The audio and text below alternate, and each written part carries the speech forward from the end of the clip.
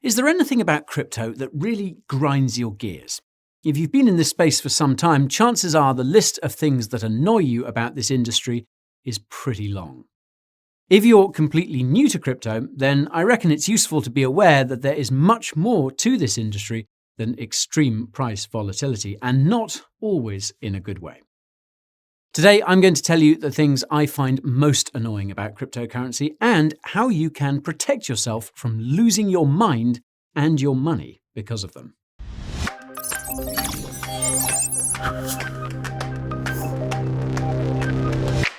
Before I strike any nerves, there's something that needs to be heard. If you think I'm a financial advisor, that's just absurd. Education and entertainment are the only things I confer.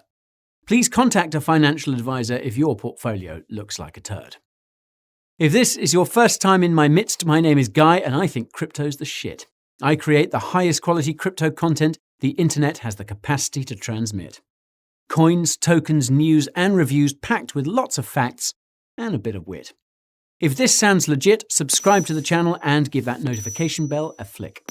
If you're stretched for time, you can always use the timestamps below to skip ahead to any interesting topics you find. If you can stick around until the end, that would be very kind. Now that you know how I'm aligned, let's take a look at some of the things about crypto that will make you lose your mind. Although today's list of annoying crypto things is in no particular order, the first arguably takes the top spot, and that's crypto shills.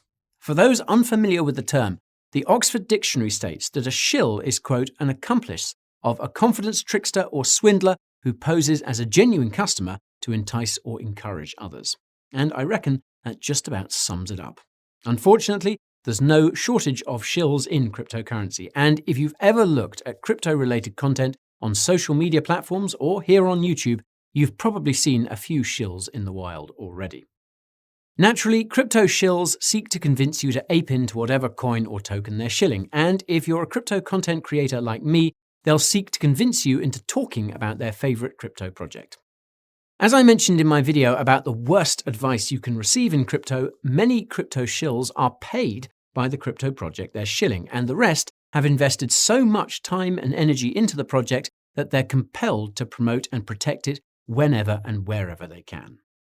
As such, the best way to protect yourself from crypto shills is to ignore them completely, because if you try doing anything else, like maybe asking critical questions about the project, you could experience an unprecedented amount of harassment and frustration. If something about the project they're shilling genuinely piques your curiosity, then do your own research rather than ask the shills for answers, because it's guaranteed that the information they give you will be biased at best. This ties into the second most annoying thing about cryptocurrency, and that's all the crypto investors who refuse to do their own research and instead go around asking others what they're holding, how they're trading, and the most mimetic question of them all, when moon? I reckon this comical question is why these very special people are referred to as Moonboys, and unfortunately, there's no shortage of them in cryptocurrency either. Besides the fact that Moonboys have a tendency to annoy just about everyone around them with their inquiries, they're also partially responsible for all the volatility we see in the crypto market.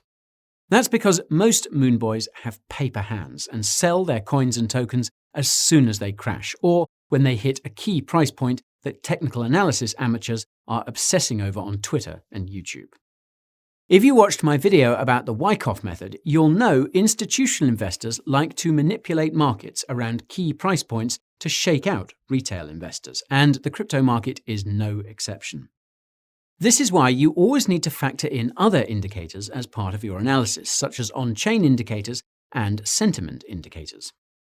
Another way that Moonboys contribute to crypto's volatility is through leveraged trading, which essentially involves using borrowed money to make dangerously speculative bets.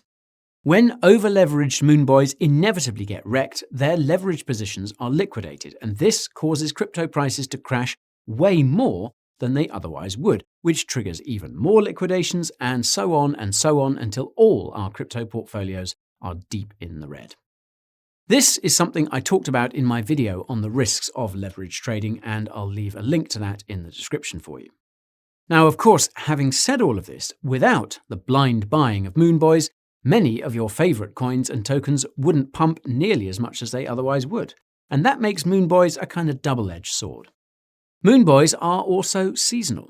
They come and go depending on crypto market conditions, and this means you'll just have to learn to live with them for better or for worse, because any attempts to educate them are futile.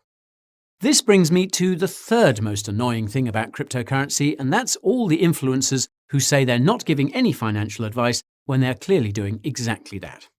Now, I know that this may ring pretty hollow coming from a crypto YouTuber, but anyone who's been following this channel for more than a few videos knows that I actually don't give any financial advice.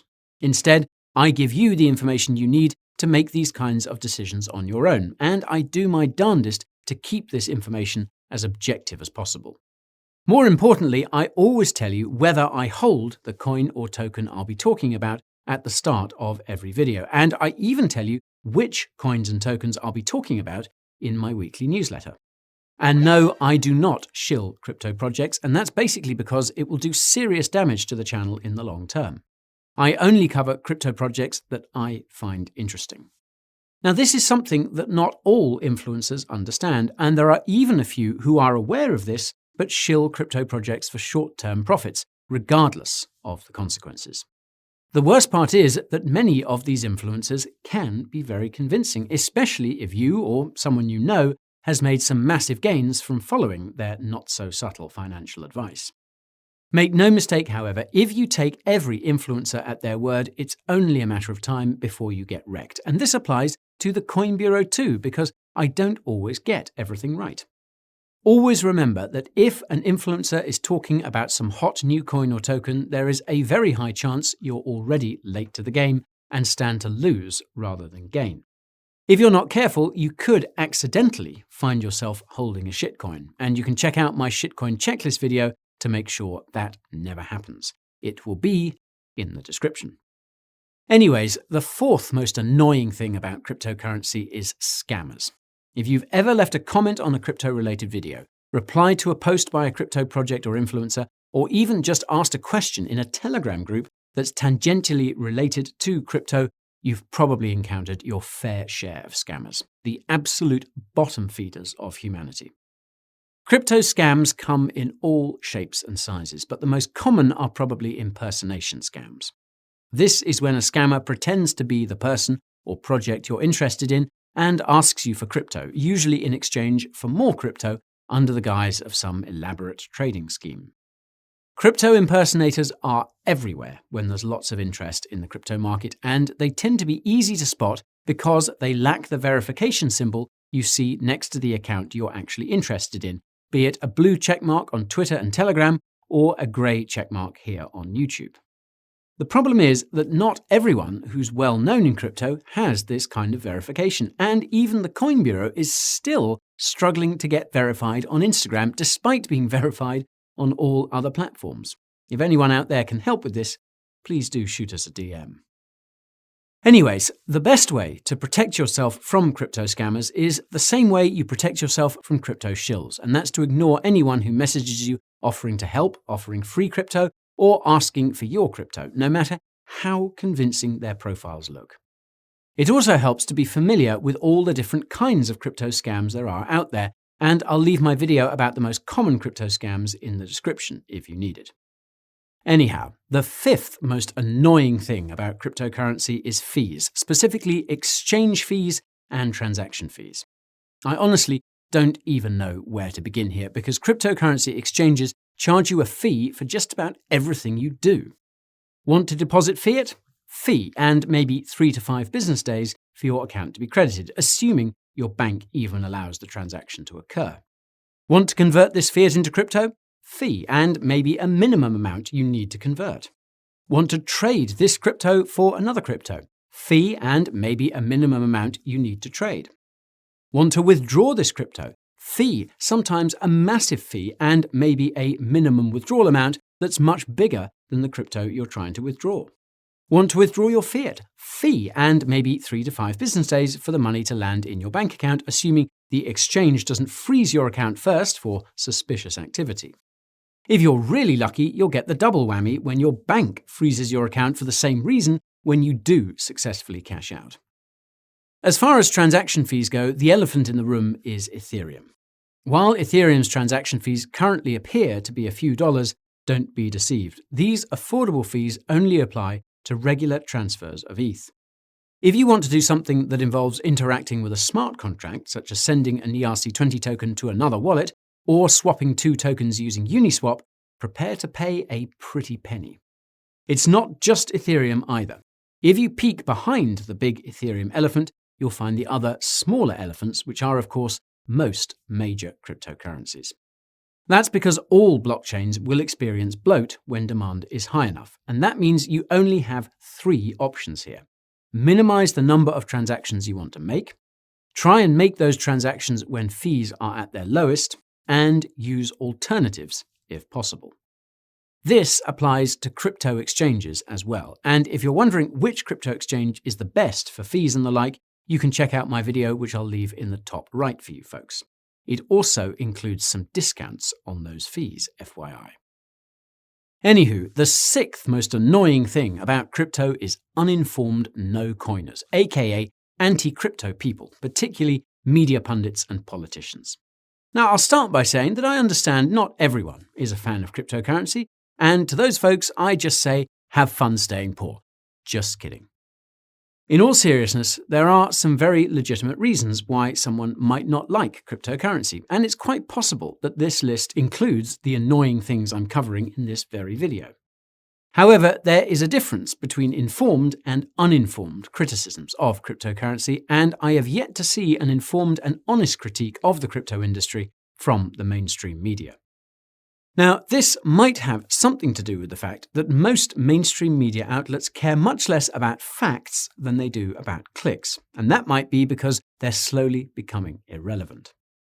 Most of the mainstream media criticisms of cryptocurrency I've seen center around Bitcoin's energy use and consist of claims that have been debunked on many occasions, including in a video last year by yours truly, which is, of course, in the description. The remaining mainstream media criticisms seem to relate to crypto's use in illicit activity or worse, the funding of individuals or organizations that the media or the institutions that back it doesn't like. Now, as far as I'm concerned, this kind of coverage is nothing more than an attempt to convince the general population that crypto is used primarily by bad people, so that they can pressure politicians into aggressively regulating or even banning cryptocurrency.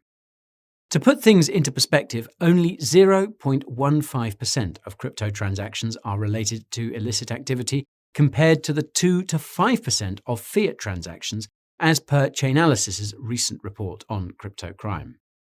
Not surprisingly, this is a statistic you won't see promoted in the mainstream media, nor will their spotlight shine brightest on situations where crypto is used to help people in conflict, as is the case with Ukraine. The good news is that the relentless anti-crypto rhetoric from mainstream media outlets hasn't managed to turn the average person or even the average politician into parrots of these talking points, and that's simply because they're almost always factually incorrect. The bad news is that some politicians have taken it upon themselves to capitalize on these falsehoods and have made it their mission to minimize the adoption of cryptocurrency wherever possible. I don't think I need to name names here because everyone knows who they are. Even so, there's enough of these anti-crypto politicians around to cause trouble for cryptocurrency, and it's no coincidence that these are the same politicians who are aggressively pushing for central bank digital currencies. Whereas the answer to most annoyances in crypto is to just ignore, the answer to the annoyances coming from religiously anti-crypto individuals is to address their claims calmly and respectfully with facts and stats, and put this information on full display for everyone to see. This has the dual effect of revealing the truth about crypto to anyone watching, and revealing what the ultimate endgame of these anti-crypto individuals often is, and that's total control over others. Speaking of control, the 7th most annoying thing about cryptocurrency is regulations, notably the lack of reasonable crypto regulations. To be clear, I firmly believe that reasonable regulations can be of great benefit to the crypto industry, primarily because they'll make institutional investors comfortable enough to invest more aggressively. The thing is that many of the crypto regulations we've seen proposed and even passed so far don't make much sense, and this is for two reasons. First, regulators don't seem to understand that it's just not possible to take the same regulations used in other areas and apply them to crypto, and that's probably because they don't understand the technology. The best example of this is the Howey test, which is used to assess whether an asset is a security, such as a stock in a company. The Howey test is the consequence of a court case that happened almost 100 years ago, yet some individuals at the SEC insist on applying these arguably outdated standards to cutting-edge crypto projects. The second reason why the crypto regulations we've seen so far don't make much sense is because they've been proposed or put in place by individuals and institutions that are explicitly anti-crypto.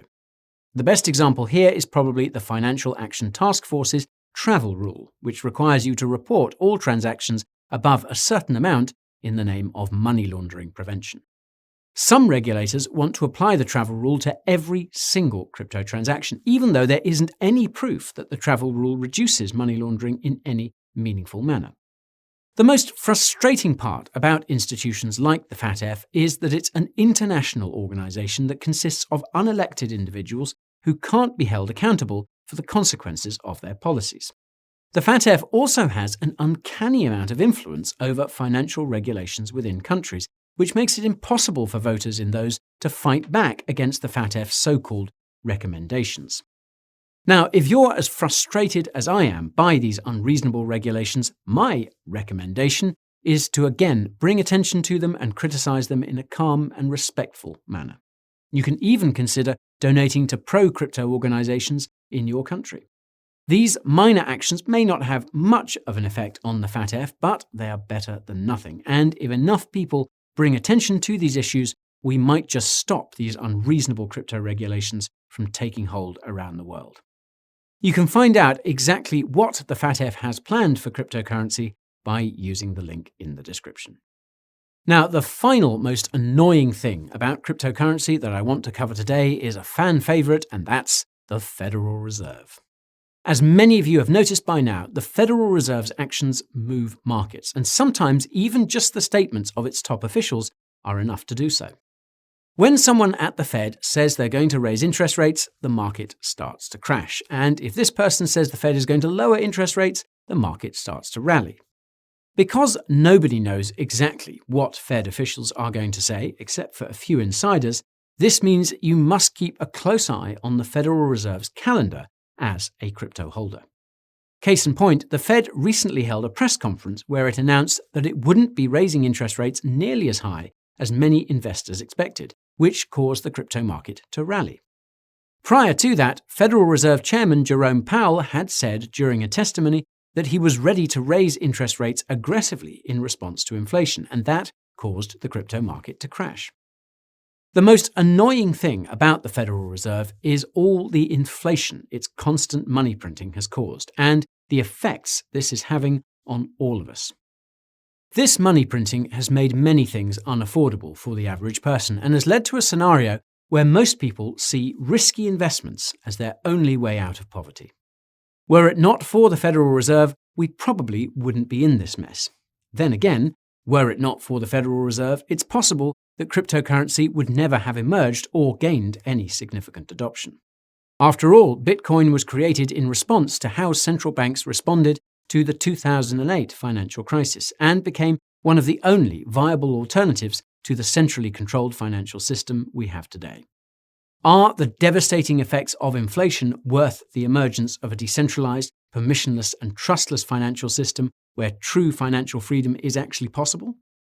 Well, I think the answer is yes, but there's a long road ahead of us, and stuff like the sanctions we're seeing against Russia is going to put some serious financial pressure on the average person in every country. More about that in the description. And that's all for today's video about the most annoying things in cryptocurrency. But now I want to hear from you. What do you find annoying about crypto? Let me know by dropping a comment down below. Don't forget to smash that like button if you enjoyed the video, and make sure you've subscribed to the channel and ping that notification bell before you go. If you're looking for more from this crypto guy, there are lots of places you can go to get that crypto high. First, there's Coin Bureau Clips, where I go live every Friday. Then there's the Coin Bureau podcast, where you can learn about crypto while doing other tasks. I'm also active on Twitter, TikTok, and Instagram, and provide detailed crypto updates on Telegram. I even have a weekly newsletter where you can find out what cryptos I hold and what videos are coming next. If you want to support the channel while looking stylish, the Coin Bureau merch store is your best bet. It's got loads of hoodies, tees, beanies, mugs, and other apparel for you and your crypto friends. Check out the links in the description for access. Thank you all so much for watching. I'll be back before you know it. My name is Guy, and you have been watching the Coin Bureau.